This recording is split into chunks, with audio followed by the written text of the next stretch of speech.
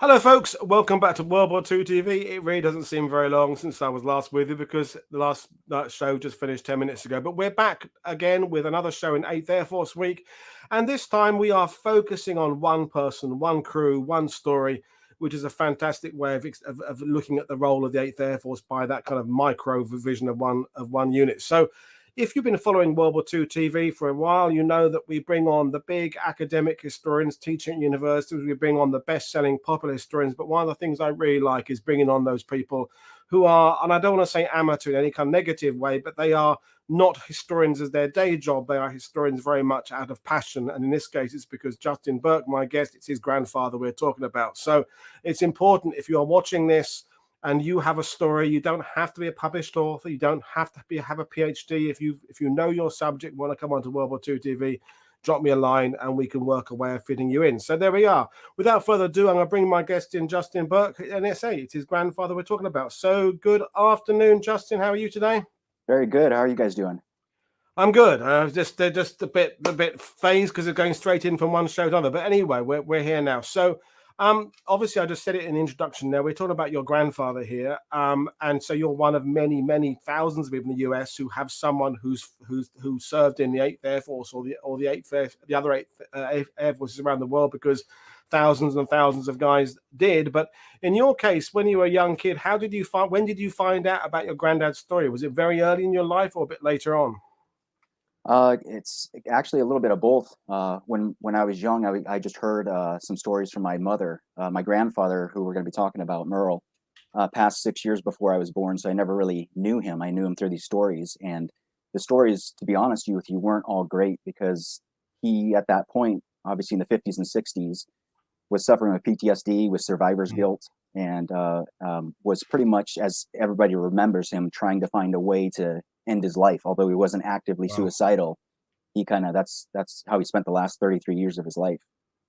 Well, and that brings exactly what we've been talking to. Bring it home, because I mean, with Luke Truxell yesterday, we were talking about the concept of strategic bombing at a large level, so doctrinally, and how it's being approached by the leaders. But of course, it comes down to very young people in little teams of 10, depending on what aircraft is flying in incredibly perilous missions and dealing with that aftermath of that, of what they saw and what they endured. And so that leads us very well into our presentation. So we're talking about your grandfather.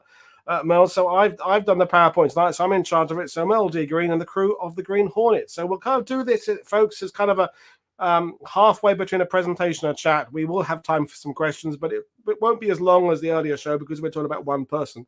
But Justin, I'm over to you to kind of tell us the story. Sure, thank you. So Merle, my grandfather, was born in Illinois. He grew up on a farm in the outskirts of Springfield, Illinois, and he developed his love of flying because his father was a crop duster. So he learned that some of the stories we have is even when he was a little kid, he was taken up in his father's biplane, and they crop dusted. And by the time he was a teenager, and all these other kids were learning to drive cars or driving their trucks around, he was out there flying solo. So he loved aviation. He really loved flying, and he wanted to be a fighter pilot. When the war came around, there was because he didn't have any advanced education in college, he had to wait for a while. And as the draft got closer for him, he knew he had to get into the Army Air Corps. And I guess in January 1942 is when they dropped a lot of their or they changed their standards. So he was able to enlist in that fall. As you see on the pictures, where he went to basic training in Nashville. He was there for quite a while because all of a sudden the U.S. Air Force had a ton of pilots and airmen. So he was kind of in limbo for a good 6 months there. And while he was there, he asked his Rose, my grandmother, to come over there, and they got married on the base. And then she would follow him around for the rest of his training in Indiana and Florida. And obviously he came home to her, luckily, after the war. And it's interesting at this point because we talked with Luke yesterday about the doctrinal approach and how the strategic air bombing is developing. But of course, for lots of young Americans, Brits, Canadians, everybody else around the world, it was still the allure of kind of flying in the skies. And we forget that the 1920s and the 30s, aviation was the big new thing. It was an aspirational hobby. It was a way of kind of literally leaving the ground and exploring the skies. And so your grandfather's one of those many people who he's not thinking at the point of enlistment about strategic bombing and the implementation of the effecting of knocking out a German transport plan. He just wants to fly, and it's important to remember that is what a lot of the motivation for these young men, what it came from. Yeah, absolutely. Yeah, it's funny you mention that, because you think about that generation; those boys grew up on those stories of the World War I era pilots, and there was that glamour to the Air Corps. So it's definitely something he tried to rush into, because he knew with his draft coming up, he was probably going to be sucked into the Army, and didn't want to do that. Yeah. So he's married. He's gone through the training, and we'll move to the next slide, which is his father, your great grandfather, in there as the cropduster. So there must have been some kind of pride in the family that aviation has been their profession to some extent, and now one of their family is going to be going off overseas to take the war to Europe. It would have been a very exciting moment. The fact that they took this photo was, I guess, evidence of that. At that point, that you're just thinking about the exciting aspect of it, not kind of the fear part. Is that kind of true? Yeah, absolutely. I think I don't want to go too heavily in it and bore you guys, but obviously I'm sure you know about, like, the 8th Air Force, U.S. Army was hiding a lot of the casualty statistics from the main public back then. So if you look at this picture, I mean, you can see a 23-year-old young kid that is just wanting to go over there, and as his grandmother told him, he was going over there to kill as many Germans as he could. So I mean, there was a lot of patriotism in there as well. Yeah, and we'll move on through the pictures and keep on telling the story. So this is a lovely colorized ones of first solo. So what was his experiences of flying? I mean, obviously coming from that background, he'd already been in the air before. So did he take to training very easily, or was there kind of bumps along the way? He did, yeah. I was able to uncover his logbook about 3 years ago, and found a lot of the evaluations that he went through. And these guys were put through a regimen that was just amazing. You think about 18 to 24-year-old kids that were put in charge of these machines, and but he loved to fly. He had a biplane back on the farm, like we said. So when he got here with the steerman, it seemed to come natural to him, and he actually wrote home talking about a lot of the students having trouble. They crack up on landing, they hit fences, they disappear into citrus yards in Florida. So this was taken in Avon Park, Florida, after his first solo. Great stuff. And then, of course, it gets to the point where he's actually going to ship out. So is that the final photo there? That's one of them. Yep. That's in Tampa, in the days right before they were sent over to England on the 31st of July. And they obviously took the North Atlantic route over there. Rose went back to Springfield, and her family back in Springfield, Illinois, but this was in Tampa, Florida. And he pretty much disappeared for about 3 weeks there while Merle was catching up, and he was being transferred around. I think he went to Bovington when he originally got there, and then was sent on to the 94th Bomb Group in Rougham outside of Bury St. Edmunds. Yeah, but I know Rougham very well, and in a minute we should mention the fact that you haven't just put this presentation together for me. You have written a book about this and about your grandfather, and just to go into the kind of history route of things for a little bit. Obviously there's certain amounts of records online about the bomb group, but what did you have from your grandfather to use to base this book on? So very little, actually. All of his, when he became estranged from the family in the 60s, there was nothing about, he never came home, talked about his history, his war experiences at all. So for me, in 2018, I had a work injury. I was out of work for quite a while, and decided to kind of dive back into these stories. And it just uncovered some really, truly amazing things that we never knew. He, after the war, testified for the JAG department about some war crimes, 2 separate war crimes that he witnessed when he was over in Germany. I was able to track down the Germans that actually helped him when he was shot down and crash landed over there.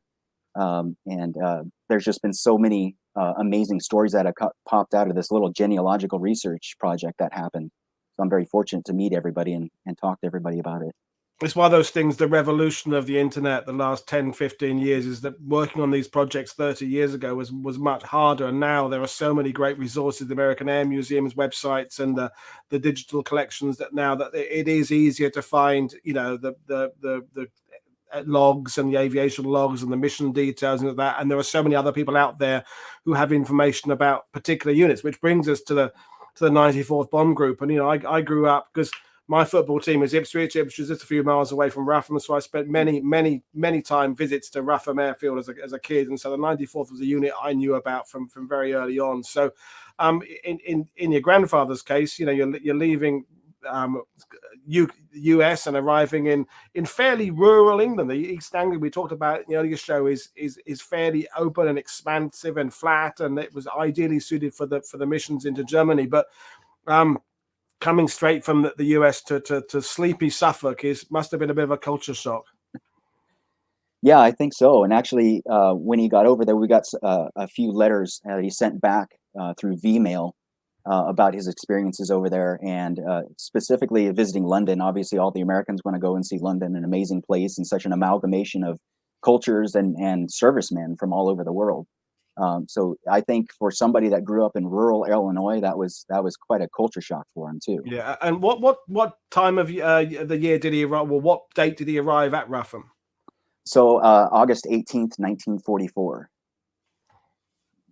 So this is we're over the worst now. As we talked about it on previous shows, the real difficult period for the 8th Air Force was the October-November 43 period, but there's still some bumps in the road ahead. But by the middle of 1944, things are starting to get better. There is hope that people will see out their missions and things like that. But by no means is the war over. There's still lots of trials and tribulations ahead. And here, folks, is a photo of some B17s on the strip at Ruffham there. But we'll move on to the crew of the Green Hornets. So one of the things I think is important to explain to people is that although we identify as there being these regular set crews, people did switch around from aircraft to aircraft depending on illnesses and things like that, and they didn't always have the same aircraft. So in your grandfather's case, how difficult was it to kind of track down the people with him on various missions and which aircraft you assigned to?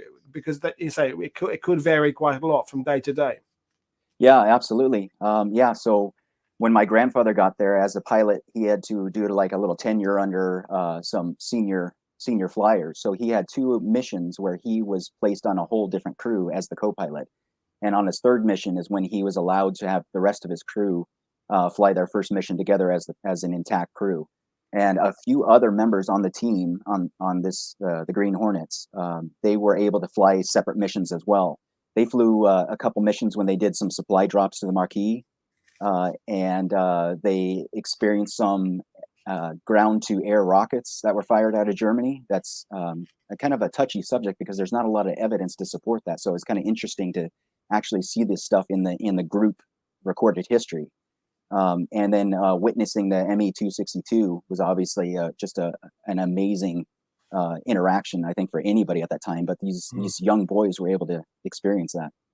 So talk us through just generally what was going on in that summer of 44 with the 94th Bomb Group. Said there that they're encountering ME-262s at this point, and there's different. The missions have changed from a year earlier, but generally, what's kind of the day-to-day kind of job of the 94th at this time of the war? Yeah, sure. So they were kind of one of the hard hitters of the 8th. That 3rd division that they were in were pretty much dispatched on, like I mentioned, the supply drops. That was the 3rd division that was given that task to do some really interesting missions. Flying at 500 foot above the ground with your wheels down, with flaps down, and dropping those pods in a small area by bonfire is really interesting missions that they delegated to this group specifically. The 331st in the 90 squadron in the 94th was the Pathfinder group, and not all groups were Pathfinder designated, but the 94th had very good flyers, and they were able to provide Pathfinders for various groups till the end of the war. Yeah, and do we know at this point whether there are the kind of technological changes that have come through, whether your grandfather would be aware that he's arriving at a bomb group that has kind of got over the worst of things? Would there have been a feeling of an understanding that things have got better? The dark days of the fall of 43 are well past us now. And although, as I said, fatalities still occur, there are lots more people going to be killed. There is a sense that things are working better now. Yeah, for sure, absolutely. And after 2 years of training to get to that spot to actually fly combat missions was was quite a buildup, I'm sure. Yeah, so I know he wrote home to Rose saying that that he expected to be home in 2 months because they were going to get these missions, 35 missions done in the 2 months, and he'd be home before their next anniversary. You know, 6 months later, he was still in Germany at that time, so it was interesting. But by the time they came in on mid-August, the 94th had flown their 200th mission, so they had hit a huge benchmark. So on September 15th, they had the 200th mission party gala celebration scheduled. So I think with this crew coming there and seeing this and feeling like, you know, we've got all these veteran crews that are here to kind of lead us. We've hit these big benchmarks. We can see the end of the war coming. I think they were pretty optimistic about it. Now they definitely wanted to see combat. All their letters are saying that they wanted to contribute. But I think they knew, again, they didn't know what the ME-262 really was in August. There was faint contact with their fighter. The Luftwaffe attacks and casualties rendered by the Luftwaffe were decreasing, but flak casualties were obviously increasing. And that was one of the funny things, is when they got to the 94th, a couple of them remembered that the old veterans didn't do anything to them. They didn't look at them. They shared the same bunks as them, but they told them, you know, all you guys are flak bait. So it's just a matter of time. So it's kind of a duality of feelings there, I'm sure.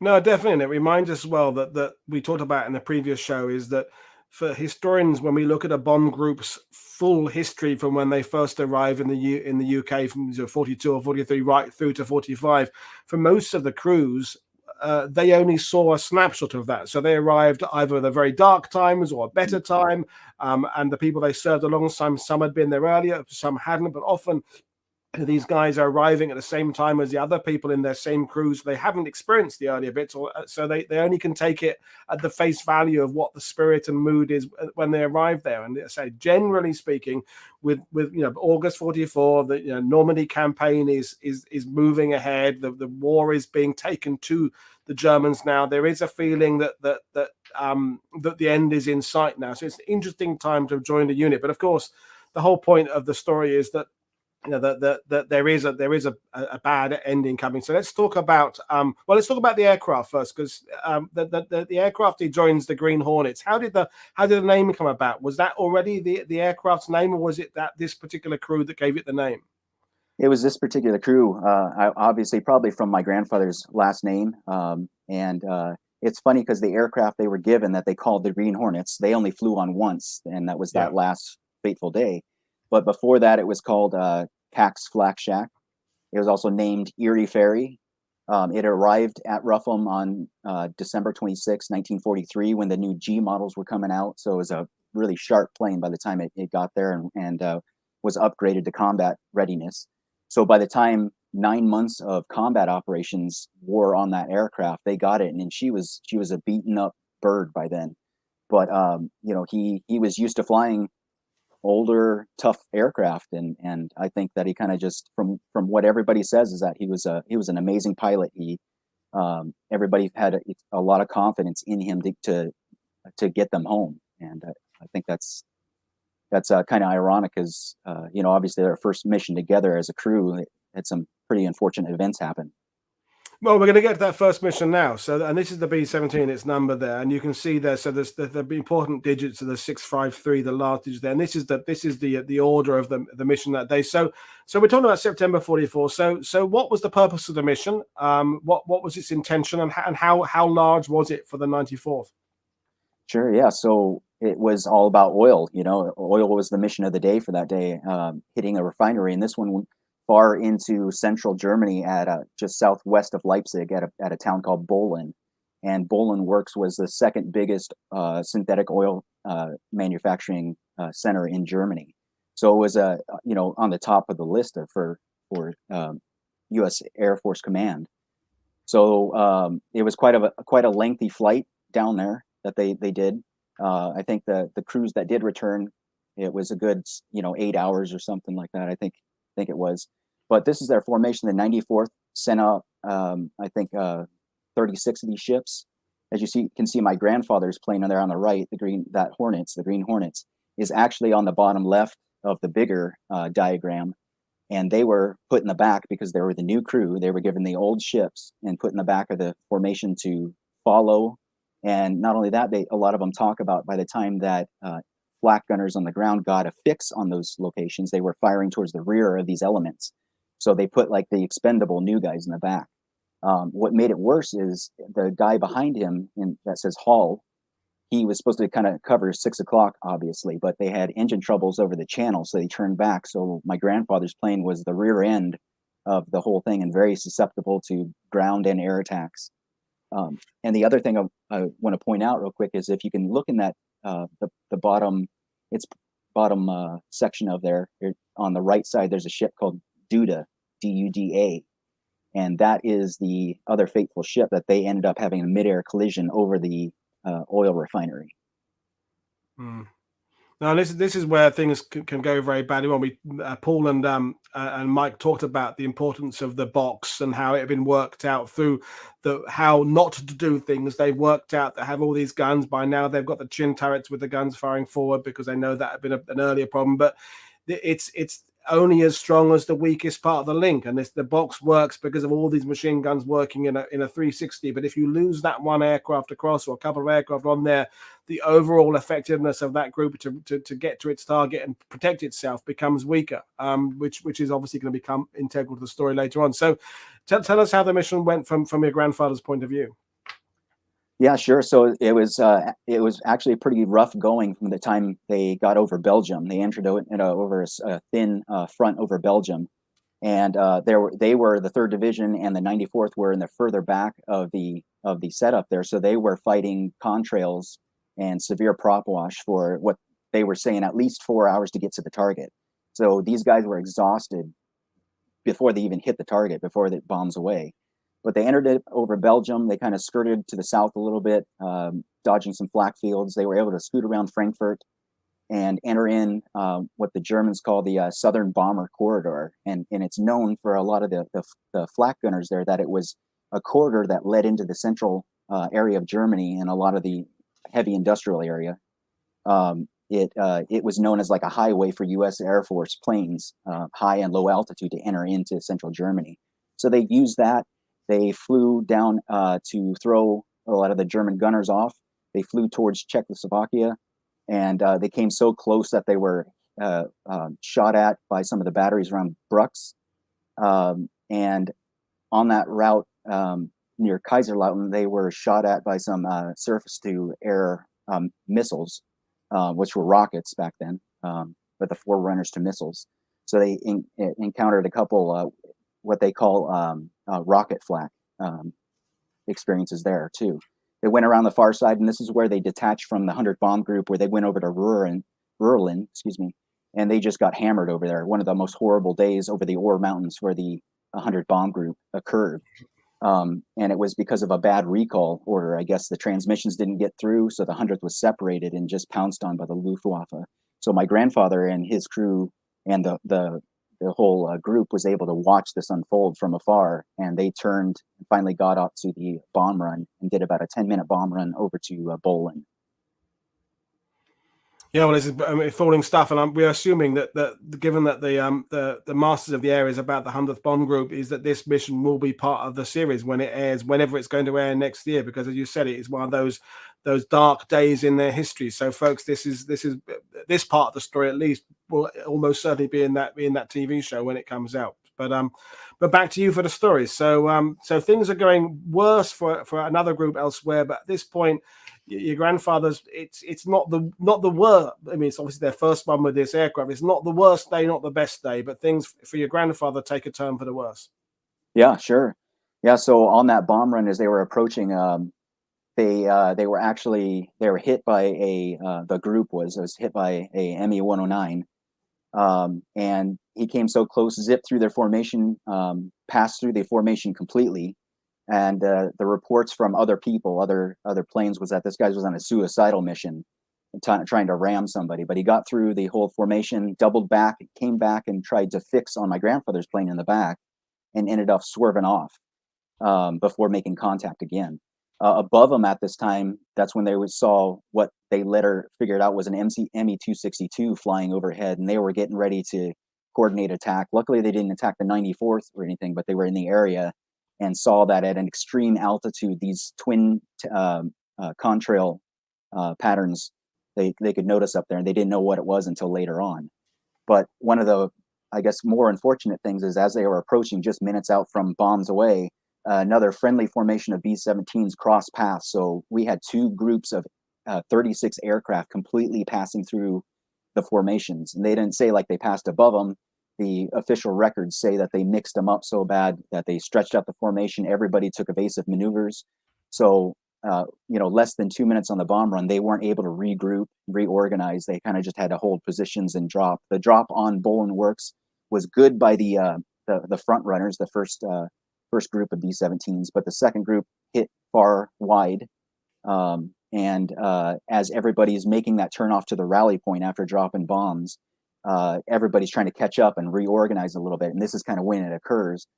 Supposedly my grandfather's making that turn, and then everything went black for him. What we found out later was Charles Duda, his aircraft came through, and it was apparently hit by flak, and we don't know if it was out of control at the time, but he ended up colliding. My grandfather's plane hit Duda's plane, which is called Daring Doris, broke her in half, and all 9 members of the crew were killed when it hit the ground. My grandfather's B-17, his nose was chewed off, was pushed in.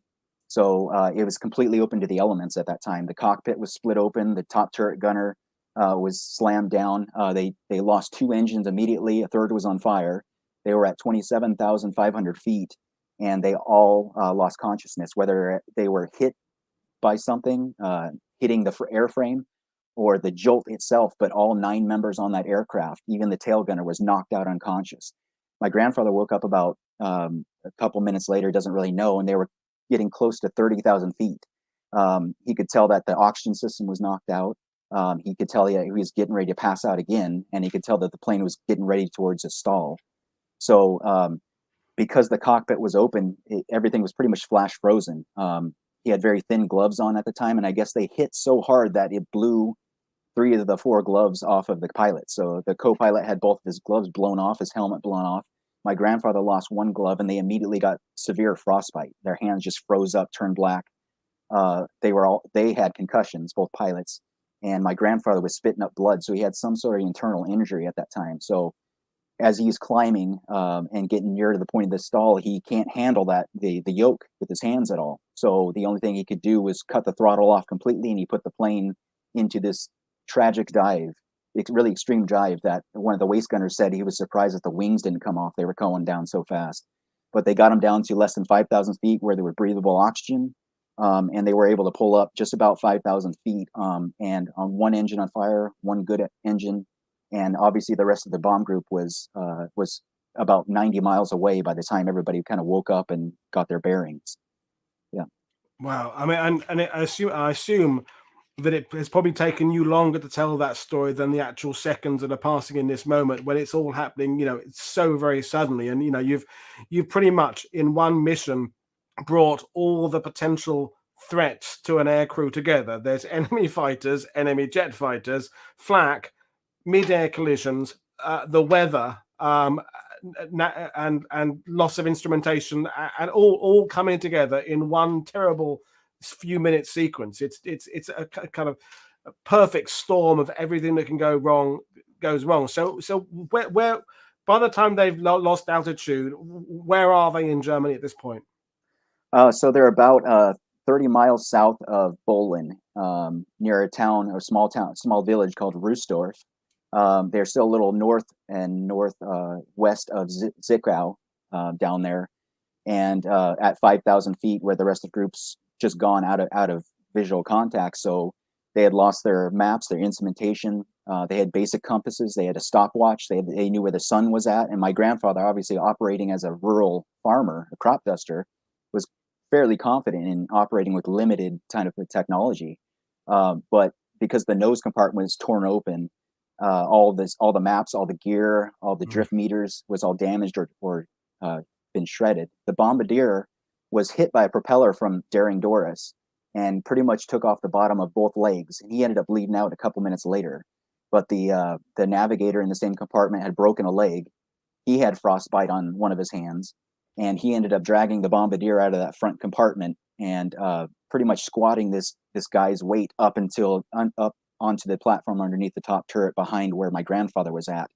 The plane at that time was on fire in the cockpit, so nobody could see even just a few feet in front of them. They didn't know what had happened. They didn't think the pilots were still alive. So a couple of the members, 3 of them actually jumped out. The tail gunner came out of the back right before the waist gunners jumped out, and they said he had a severely deformed head, so he must have hit his head when they collided in this mid-air collision. But he came out, he staggered around, fell into the ball turret trying to get air, and he was blue by the time they decided to jump and pitched him out, and they followed him. The Germans got the body, took care of the body actually, until a Luftwaffe major came in there and kind of stripped him of all his information and gear. The other 2 waist gunners were eventually captured in the forest and were taken to Zwickau and imprisoned there for about 3 days, where they were interrogated and then moved on to the interrogation center at Frankfurt. But meanwhile, my grandfather was, they said he was resigned. He was committed to getting to friendly lines. And at that time, September 11th, 1944, what he was aiming for was the area around Strasbourg in France, because about 50 miles to the west of Strasbourg, we had units on the ground, friendly lines, and it was about an hour and a half flight to get over there. And he thought he could manage that on 1.5 engines. So he wanted to make an escape. So they navigated by the river system in central Germany on out there, got him to the Main, and it was going to take them to the Rhine, and the Rhine was going to take him down to Strasbourg, or in that area, and that was his plan. But as he's traveling, he's losing altitude at this time. He kept the plane in the air for another good hour, and by the time he is about 20 miles east of Frankfurt, going down this valley, he flies almost directly into a Luftwaffe airfield. About 2 days earlier, their airfield was hit by the U.S. Air Force, so they were waiting for this guy. You know, they were at 300 feet above the rooftops. A lot of the villagers were talking about the shaking of the rooftops. They witnessed the batteries around the airfield firing on the plane, tearing the plane apart. And my grandfather was at that point, he was flying by using the rudder, just the rudder controls. He wasn't flying by yoke at all. He was just able to make fine adjustments and somehow kept that plane in the air. And that's how he won the Distinguished Flying Cross after the war as well. But he was shot down at this town that you have up there, Leiblos, Germany, a small little village. He crashed in a cornfield, and they were able to get out with help of the Germans. The Germans kind of watched the plane travel over their village, and they all ran after they heard the engines cut out. So a lot of these Germans showed up, and they actually helped the Americans out of this burning bomber. They treated their wounds, they gave them some water, and then about 10 minutes later, the local Luftwaffe detachment showed up on scene and captured him. I mean, it's, as people are saying in the side, but amazing storytelling, an amazing story. And, you know, I knew during this week I wanted to have at least one story where we're just following one crew. And in fact, you contacted me, so I didn't have to do much work to find you. And it's a perfect illustration. I mean, there are lots of stories with dramatic notes, but this one kind of has everything really. And I really appreciate as well you have brought the German side of things into it as well, because you've got these photos here, because explain who these people are there, because it's all very well having the point of view from the air, but the point of view from the ground is also very important. We've got to remember that, you know, this is occupied. This is Germany under the Nazis. This is the era of the terror flyers. Not all Germans are pleased to see ditched aircrews. So there's all sorts of things can happen to you if you even survive impact with the ground. So they're only out of one problem into another potential problem here. So tell us who we're looking at here: Heinrich Goy and Gerhard Soze. Yeah, so Sulzer, I guess he was on his bike. He had ditched school that day when the Green Hornets flew over the town. He chased him on the bike and ended up being one of the first on scene of the crash site. His father and his mother lived right next to the crash site along a railroad embankment. And they showed up, and they were the ones that actually gave water to the radio operator on my grandfather's crew, bandaged some of their wounds, and helped them away.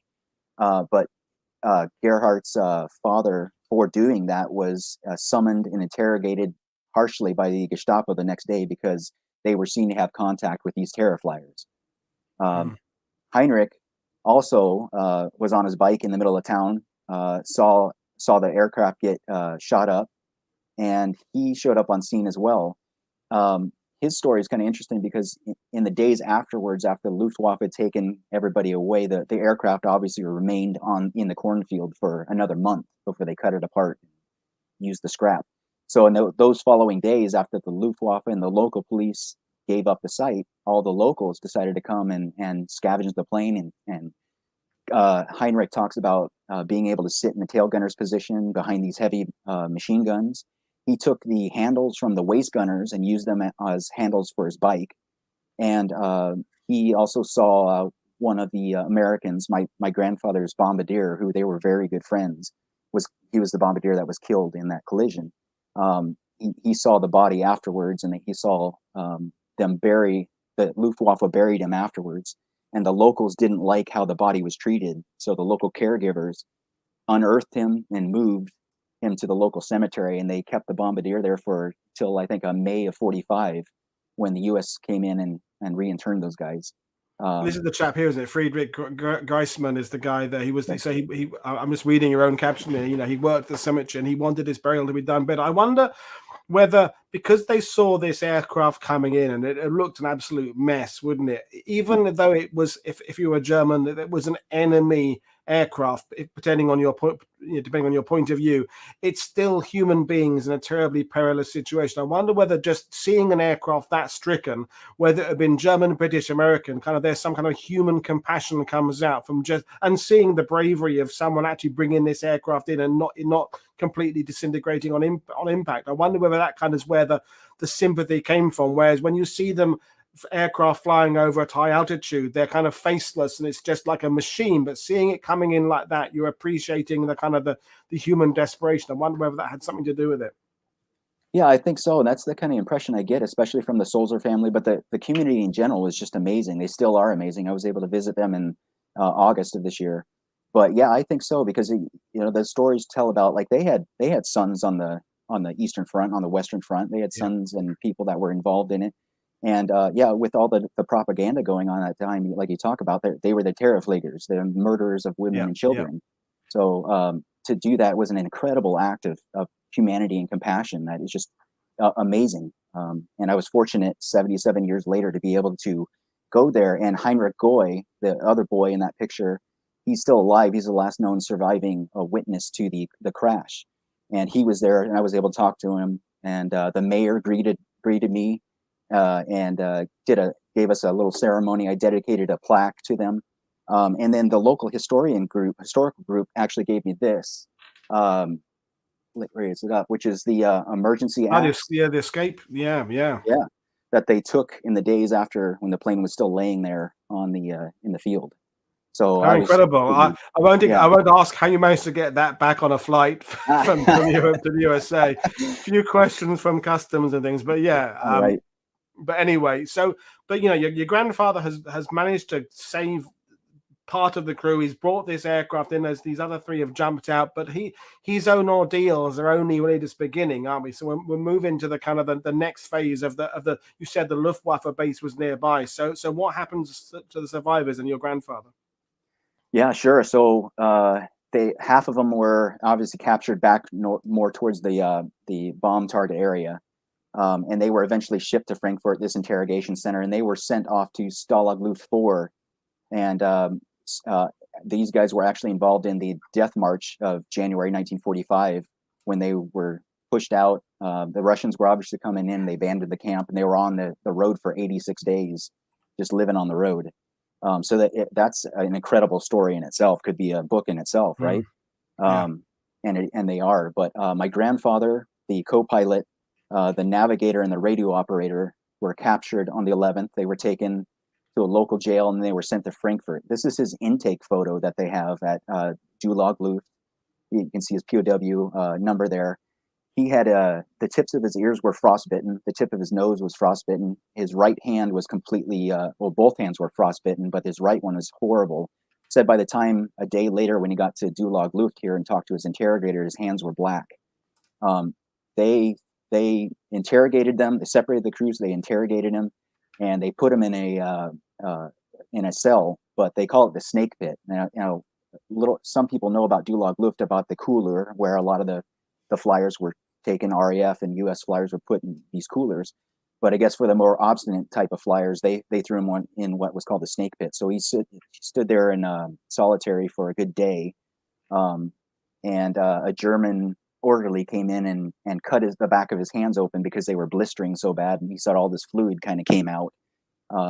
But that was the only medical care he would, if you want to call that medical care, he would get for the next 3 weeks. So apparently the next day he was summoned back to the interrogator. He was beaten. He was beaten with a rubber hose, and I guess he must have done something to upset this interrogator to the point where he took the navigator and the radio operator were there, and the co-pilot were there. They sent them to the local hospital to get fixed up. These guys were really badly injured. My grandfather obviously was suffering with these wounds, but he was sent down to Moosburg, the Moosburg camp at Moosburg, which is a final, POW camp. It didn't make sense why he wasn't given medical care, and we found out years later that the German didn't like him and decided to ship him off. So he went there. An Englishman, an English orderly, medic, helped him out, bandaged his wounds again, rebandaged his wounds, and gave him warm water baths. And that was about the only thing he got for about 3 weeks. And then he got incredibly sick. He got septic, and the camp commandant saw this, and they wanted to get rid of him. So they finally sent him to a POW hospital in Obermossfeld. And that's where he had the 3 of his fingers amputated above the first knuckle there. Wow. I mean, it's just an incredible story. People are in the sidebar just saying what incredible stories. It's like if it isn't a movie, it should be a movie. But so he's not had the medical treatment he should get. He's in a bad way. 3 fingers amputated. Finished off the rest of the story, and he's war. Yeah, so he did that. The surgery went well with him. There was an English surgeon that helped him out, and they were Obermossfeld, and these staff were known to deliver exceptional care with minimal resources. So he was very fortunate to go there. He ended up hooking up with the co-pilot and navigator at this hospital because they too, the co-pilot had both of his fingers amputated on both hands. The navigator had his left hand, a lot of fingers amputated.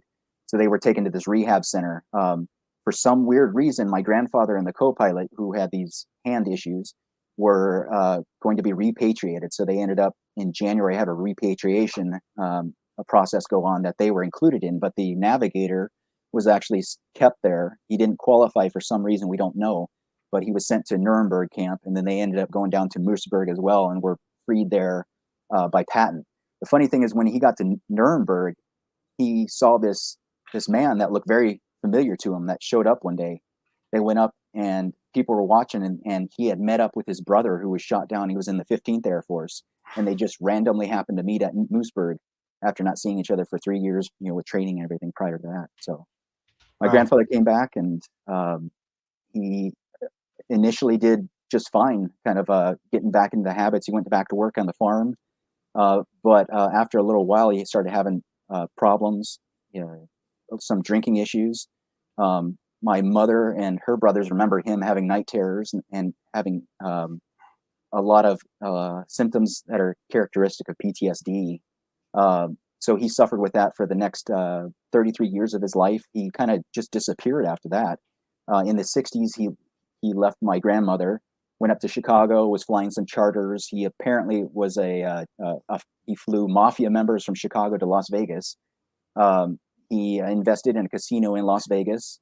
He was out there and nobody knew where he had gone until he died in 1976. But he died because of some issues with cirrhosis and liver complications. So you can tell this guy had a rough.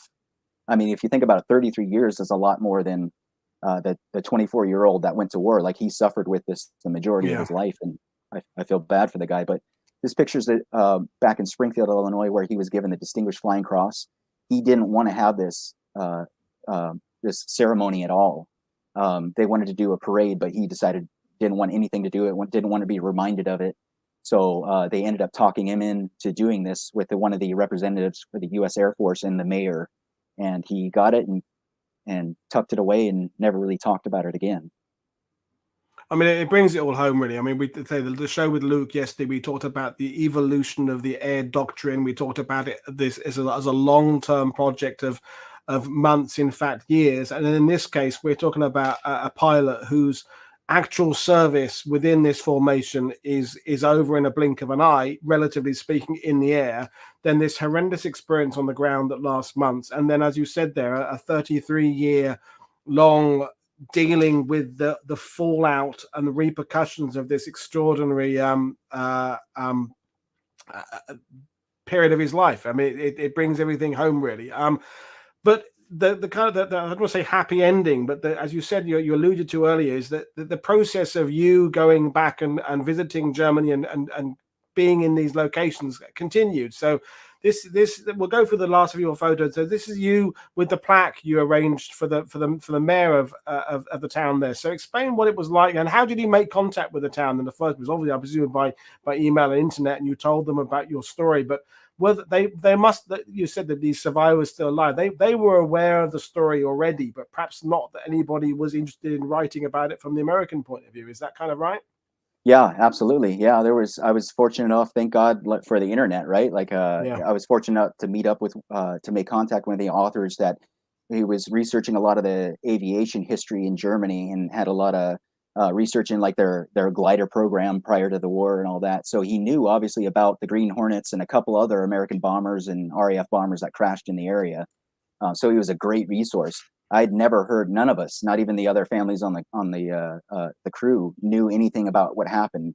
So to come across this, where this guy had written a book about it and featured the story in it, was just absolutely amazing to us. So when we went over there, I was interviewed by the local paper, and they threw this amazing article in there, and it was just I'm just so fortunate to meet so many people that are instrumental in helping me understand who my grandfather was. I mean, a man that I never made contact with.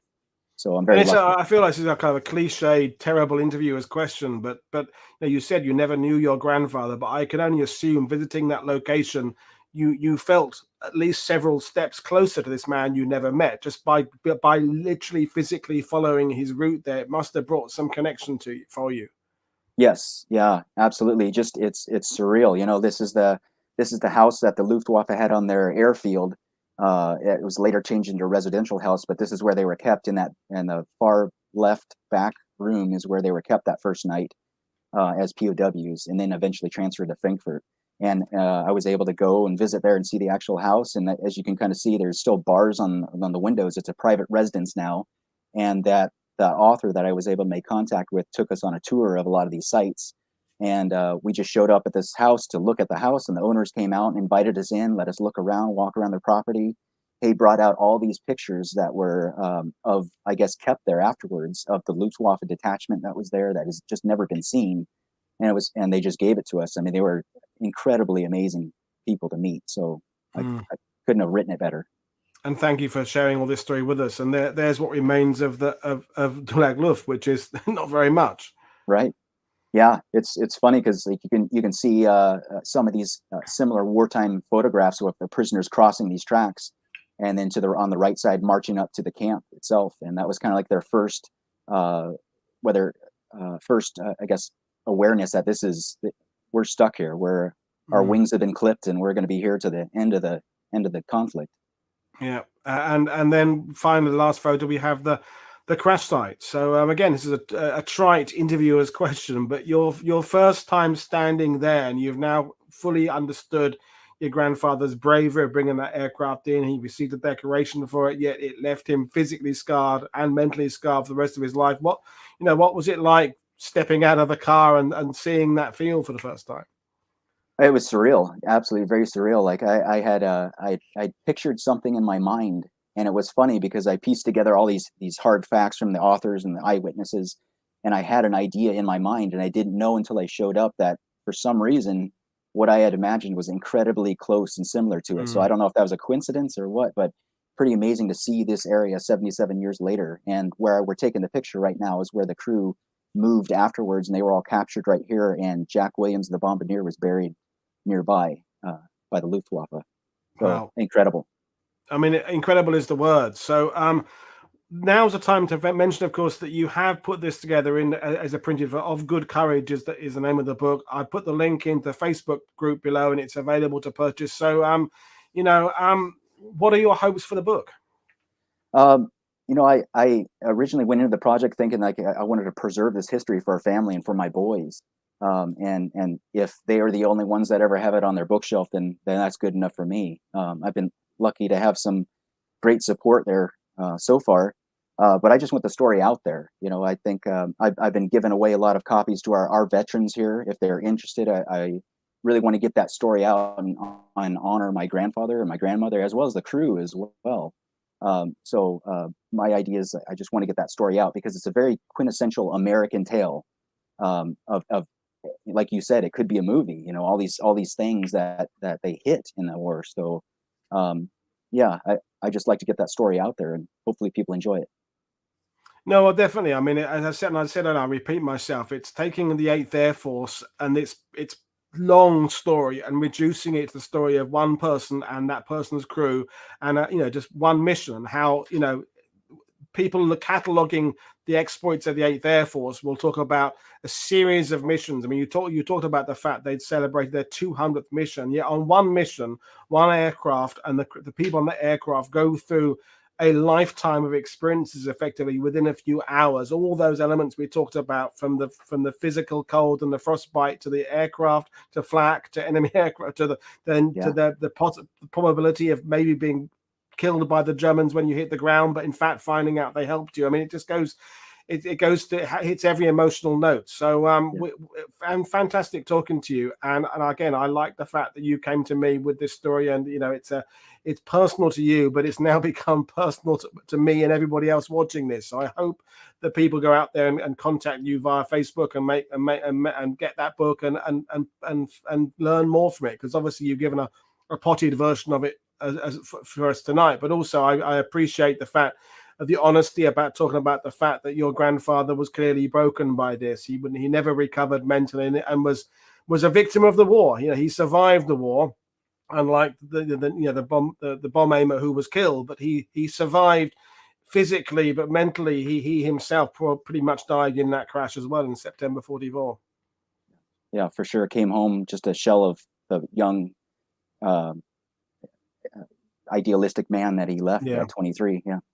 No, brilliant. Well, brilliant stuff. So I'm just going to take you off screen while I remind people what we've got coming up tomorrow. I'll bring you back and say goodbye in a minute. So, folks, one show only for you tomorrow. So Philip Brazier is coming on to talk about another bomb group, in this case, the 392nd. Phil was on about a year ago talking about the 79th Armored Division in Volkeren. So he's an Royal Engineer by trade, but he's turned his attention to another bomb group. That's tomorrow. Then 2 more shows on Thursday.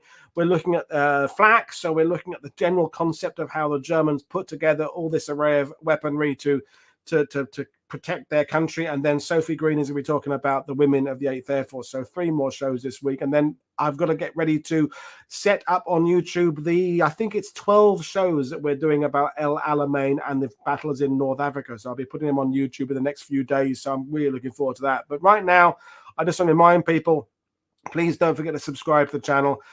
This is the kind of show tonight that I'm really proud of doing, bringing people a story that they won't have known anything about before. So I'm really glad Justin contacted me. And if you are another Justin out there with a story and you want to get it to a wider audience, please do get in touch, because I love bringing these people out there to you, the viewers, because it's most important. So there we are. I'll bring Justin back in to say goodbye and thank you very much. And it's been great talking to you. So I can't wait for you to get an email from you at some point in the future saying your book has been picked up by, I don't know, Tom Hanks for a movie, because that would be really good. Yeah, fingers crossed, I guess, right? Yeah, no. Fingers crossed, yeah. If not Tom Hanks, someone else of similar ilk. But yeah, it's been amazing talking to you, Justin. So thank you very much. This is Paul Woodard for World War II TV saying I'll see you all again tomorrow. Cheers, everybody. Bye.